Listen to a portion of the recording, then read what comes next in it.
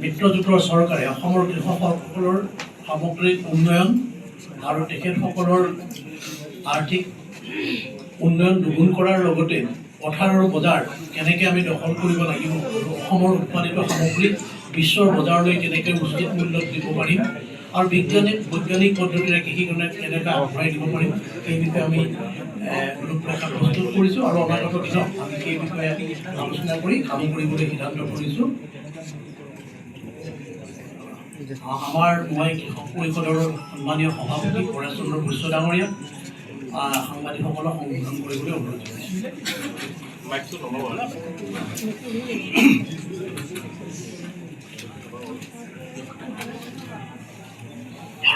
ভাৰতীয় জনতা পাৰ্টিৰ অসম প্ৰদেশ কৃষক মৰ্চাৰ আমন্ত্ৰণ মৰ্মে অসম গণ পৰিষদৰ ভাতৃ সংগঠন অসম কৃষক পৰিষদৰ কাৰ্যকৰী সভাপতি, সাধাৰণ সম্পাদক, উপসভাপতি, উপদেষ্টাসহ আমি 25জনীয়া বিষয়ববীয়া ইয়াত উপস্থিত হৈছোঁহি।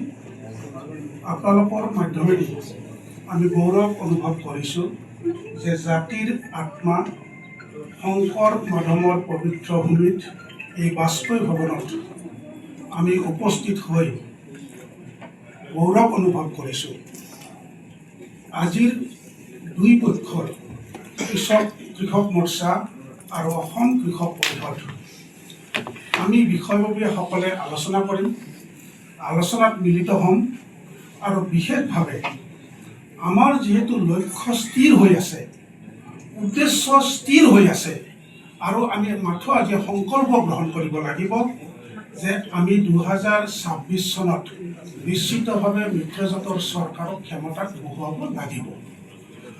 অসমৰ জনপ্ৰিয় মুখ্যমন্ত্ৰী ডক্টৰ হিমন্ত বিশ্ব শৰ্মা ডাঙৰীয়াৰ নেতৃত্বত কৃষিমন্ত্ৰী অতুল বৰা ডাঙৰীয়াৰ তত্বাৱধানত অসমৰ কৃষকে আজিৰ তাৰিখত চৰকাৰে গ্ৰহণ কৰা কল্যাণমূলক আঁচনিৰ জৰিয়তে লাভান্বিত হৈছে।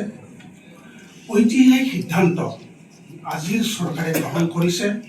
কৃষকৰ যিটো মূল সমস্যা, কৃষকৰ উৎপাদিত ফচল চৰকাৰীভাৱে চৰকাৰী এজেঞ্চিৰ জৰিয়তে কৃষকৰ পৰা কিনাৰ যিটো ব্যৱস্থা কৰিছে বা বিক্ৰী কৰাৰ যিটো ব্যৱস্থা কৰিছে আৰু ইয়াৰ উপৰিও যিটো ৰাজসাহাৰ্য দিয়াৰ ব্যৱস্থা কৰিছে, এইটো এটা ঐতিহাসিক সিদ্ধান্ত। আমাৰ লক্ষ্য স্থিৰ হৈ আছে। আমি বাৰে বাৰে কৈছোঁ যে 2026 চনত মিত্ৰজোঁটৰ চৰকাৰ ক্ষমতাত আনিব লাগিব। আন এটা লক্ষ্য আমাৰ স্থিৰ হৈ আছে যে আমাৰ পথাৰ যাতে খিলঞ্জীয়াৰ হাতত থাকে, কোনো অবৈধ বাংলাদেশীয়ে যাতে বজাৰ আৰু পথাৰ দখল কৰিব নোৱাৰে, তাৰ কাৰণে আমি সংকল্প গ্ৰহণ কৰাৰ কাৰণে ইয়াত উপস্থিত হৈছোঁ। প্ৰীতি কংগ্ৰেছক আমি অসমৰ পৰা চিৰবিদায় দিয়াৰ আমি লক্ষ্য নিৰ্ধাৰণ কৰিছোঁ।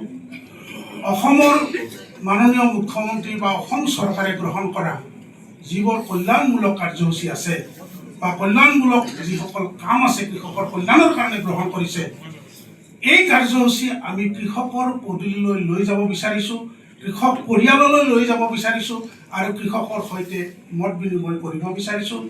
ভাৰতবৰ্ষৰ জনপ্ৰিয় মুখ্যমন্ত্ৰী প্ৰধানমন্ত্ৰী আমাৰ বজাৰৰ কথা কৈছে, শেহতীয়াকৈ গুৱাহাটীৰ যিকেইখন পাইকাৰী বজাৰ, এয়া আপুনি পামহিৰ কথাই কওক বা ব্ৰহ্মপুত্ৰ বজাৰৰ কথাই কওক, তাত কিন্তু য'ৰ পৰা সামগ্ৰী আহে আপোনালোকেও জানে, আমিও জানো। এই সামগ্ৰীসমূহ ক'ৰ পৰা আহে? আপোনালোকে কৈছে মিয়া প্ৰীতিৰ কথা, মিয়া অঞ্চলৰ পৰাই কিন্তু এই সামগ্ৰীসমূহ আহে। এই ক্ষেত্ৰত আপোনালোকে কৃষক পৰিষদ আৰু যি ভাৰতীয় জনতা পাৰ্টীৰ কৃষক মৰ্চা আছে, কেনেকুৱা ধৰণৰ ব্যৱস্থা ল'ব? আমি ইতিমধ্যে জৈৱিক আৰু প্ৰাকৃতিকভাৱে যিসকলে খেতি কৰি আছে বা খেতি কৰিবলৈ ইচ্ছা কৰিছে, তেখেতসকলৰ লগত আমি কথা পাতিছোঁ আৰু চৰকাৰেও বিষয়টো অতি গুৰুত্ব সহকাৰে লৈছে। যিসকলে ইতিমধ্যে খেতি কৰি আছে, আমাৰ লগত পাচলি লৈ আহিছে, আপোনালোকে চাওক, সমৰজিৎ চৌহান মৰিগাঁৱৰ পৰা আহিছে। তেওঁ জৈৱিক আৰু প্ৰাকৃতিকভাৱে খেতি কৰা পাচলি আমি আজি ভাৰতীয় জনতা পাৰ্টীৰ আমাৰ অসম প্ৰদেশৰ কৃষক মৰ্চাৰ সভাপতিৰ হাতত আমি অৰ্পণ কৰিম। ইতিমধ্যে প্ৰাকৃতিকভাৱে অসমৰ কৃষকে খেতি কৰিবলৈ আৰম্ভ কৰিছে। আমি চেষ্টা কৰিম